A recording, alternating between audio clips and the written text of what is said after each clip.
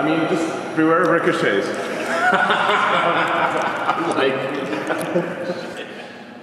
You might want to do it at a slight angle. You know what I mean?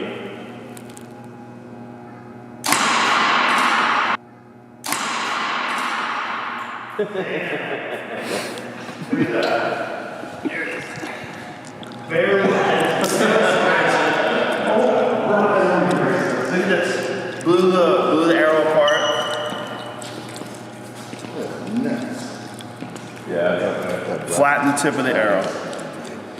Look at the tip of the broadhead. That's impressive. Hey, cutie. Thank you. Well, now we know.